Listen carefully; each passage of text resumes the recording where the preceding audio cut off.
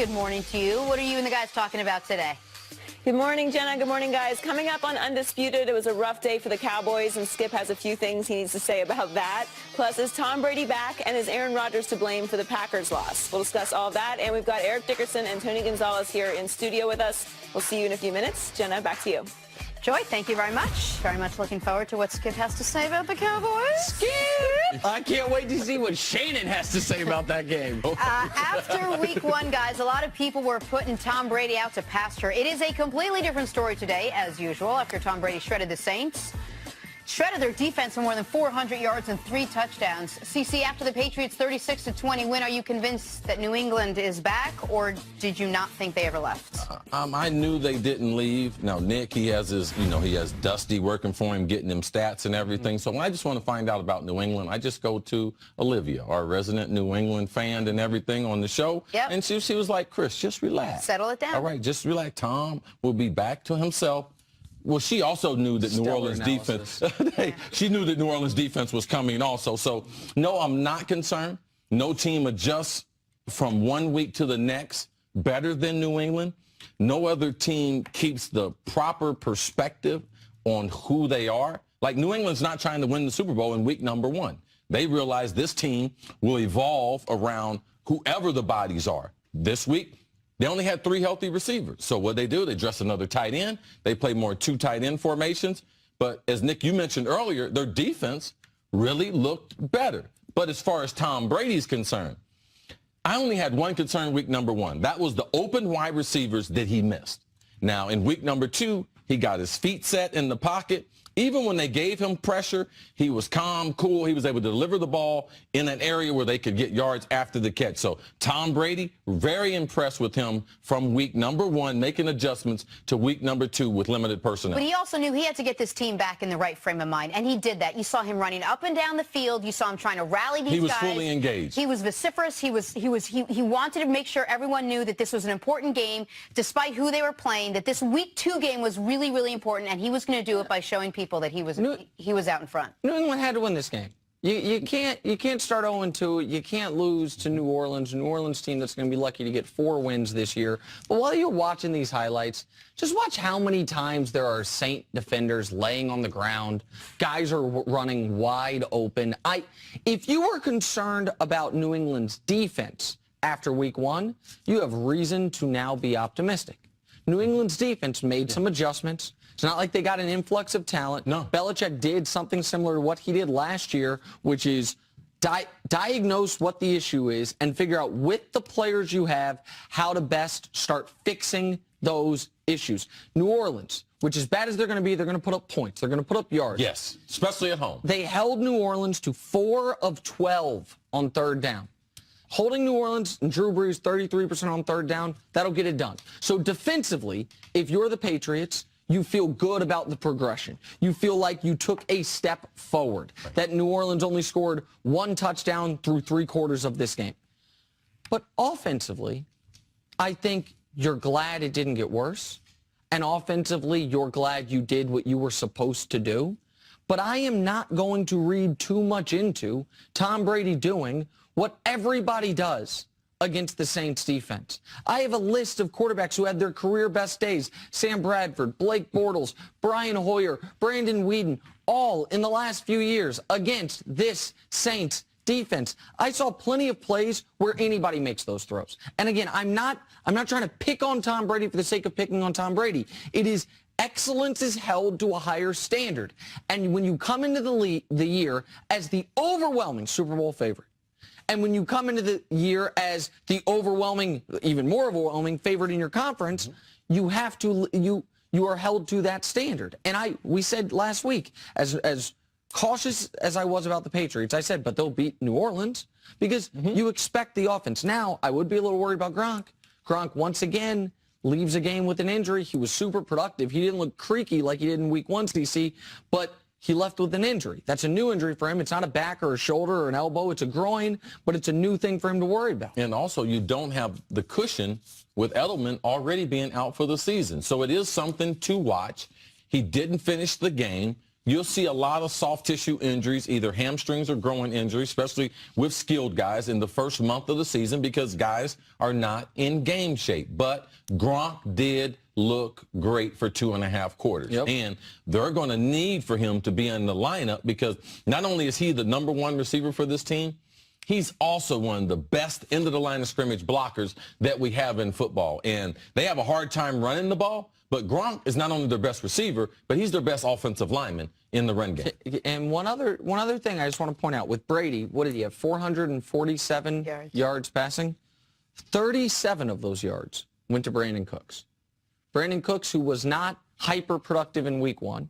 Brandon, in a game where there was yards to be had for everybody. Now, that might have simply been Bill Belichick and the team scheming. We think the Saints matchups. Yeah, we think the Saints linebackers are terrible. We think their safeties are bad, so we're going to have a heavy workload for our running backs out of the backfield catching the ball, Gronk catching the ball. That could be the case. Yes. But you know Brandon Cooks wanted to have a big game there. Yeah, absolutely. Brandon Cooks, they trade him away back in New Orleans, they trade him away. That is when Amendola's injured. Edelman's done for the year. Gronk has now got at least a gimpy groin.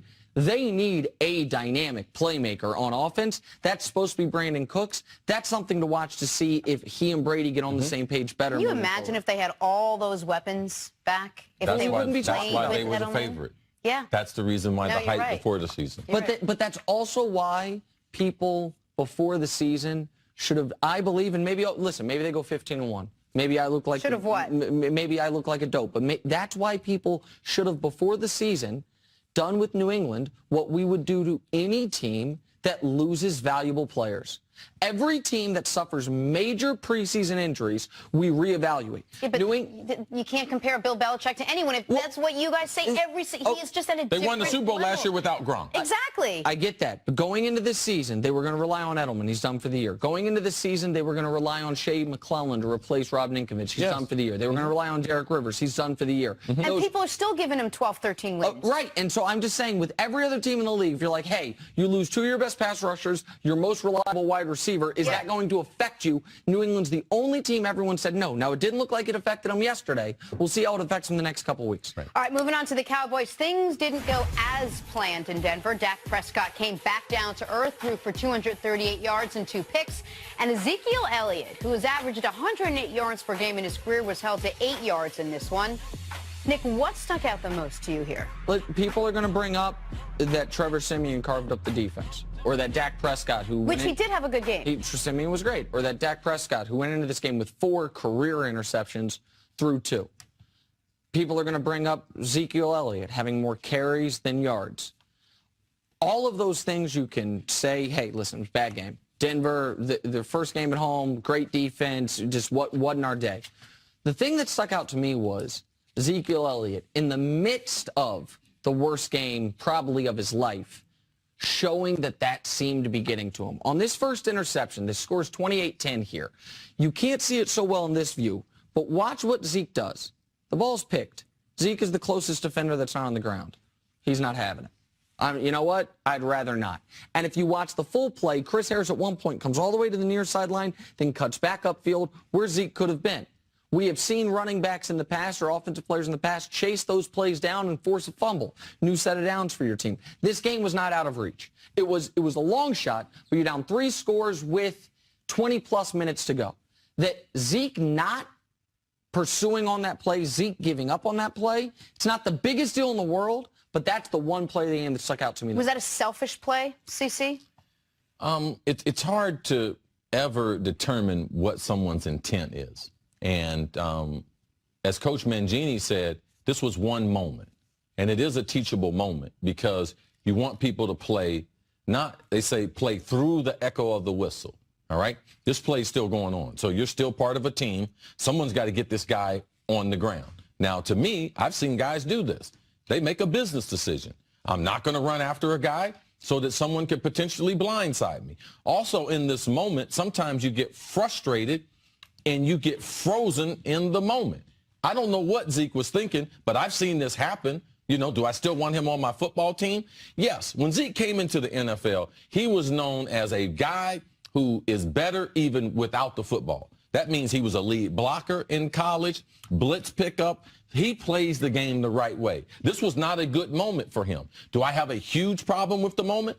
No, I have more of a problem with wide receivers making mistakes that lead to the interception. Des Bryant, poor technique. Ball bounced off his hands. He's got to make that play. So I don't have Why was that poor technique on that one? Well, the reason why it's poor technique is because what he took was he took his dominant hand and put it over the top of the ball. And what you're taught is like baseball. You need a backstop for the ball. His left hand should have came up on the ball, and your other hand comes up underneath it to support it. Then the ball can't go through your hand because the point comes here, and then you support it compared to him going after the ball this way, and the ball went through him. Now, as far as the fade route, you have to have body contact with the defensive back. You cannot allow the defensive back to have a free run or a free line until where the quarterback's going to be throwing it. You know the quarterback's going to throw you a back shoulder fade. So you have to make body contact with them. You cannot fade before the DB does. You let the ball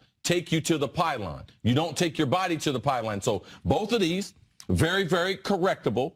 I can understand Zeke because this game is taught one way and it's be played one way. Now, I've seen guys do this. I wouldn't have a problem with it, but you can believe that the Dallas coaching staff, they're going to correct him. What's not a great look, and we didn't have enough film to show it to you, on that second interception. So the first interception, game is still in the balance. Zeke is the closest guy to the ball, and he says, I'm out on this one. And you're right. It's not an indictment on him as a human being or as a player, but it's a bad look. But that last interception, that game is over at that point in time.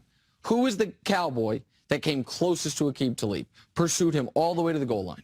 The most valuable Cowboy, Dak Prescott. Dak at no point made the business decision. Dak at no point gave up on the game, even though the game was truly out of reach there. That is one thing. Dak and Zeke seem to have a great relationship, so I don't think it'll be a problem. But that doesn't feel great in the film room. But it won't be a problem as long as it doesn't happen again. You didn't have a problem with it because it was one moment and you thought it was somewhat out of characteristic. Yes, I've seen him play 3 years at Ohio State and play as hard as you, and he's never shown this characteristic as far as what's your football integrity. Right. All right? And that right there was not a good look. Exciting for Dallas for the first time since the Dak and Zeke been together. Some real adversity. They got their heads handed to them yesterday. Great show today. Great show. Thank you so much. I wonder what they're going to talk about. We'll be back tomorrow morning at 6:30 a.m. Eastern. Now stay here. Undisputed starts right now.